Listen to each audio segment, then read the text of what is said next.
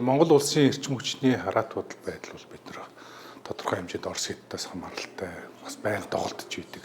Энийг богино хугацаанд маш төргөн хугацаанд ердөө нэгэн жилийн дотор шийдэх боломж ерөөсөө сэргийгт эрчим хүч байгаамаа. За үүнийг бол заавал бас гадны хөрөнгө оруулалт, гадны зөвлөх инженер төсөл үйлчлэгийг өөр хийж болдог юм аа.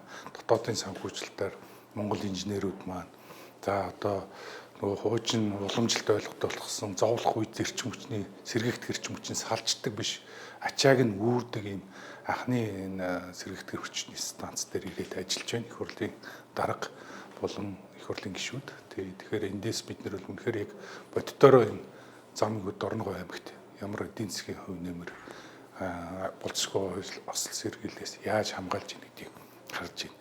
Тэгэхээр их хурлын зүгээс засгийн газар чиглэх их хурлын тогтоол батлагдсан. За энэ хүрээндээ бол их хурлын дарга хүчирхлийн байгуулсан 3 зүүн хөтөлбөрийн хүрээнд энэ жилийн хугацаанд бол тархмал их үүсвэрээр 100 мегаватт сэргийгт эрчим хүчийг ялангуяа шугамын алдагдал өндөртэй эрчим хүчний толгомдж байгаа газруудад яаралтай богино хугацаанд шийдэх чиглэлийн дагуу засгийн газарт хяналт авах чиглэлээр ажиллаж байна. За энэ хүрээндээ бол хурлын даргын анхаарсан ажлын хэсэг бол эрчим хүчний зохицуулахороо эрчим хүчний яам дээр ямар хүндрэлж бэрхшээл байна, орон нутгийн газар дээр ямар хүндрэл бэрхшээл байна, энийг яаж богино хугацаанд хурдан шуурхаагаар шийдвэрлэж болох уу?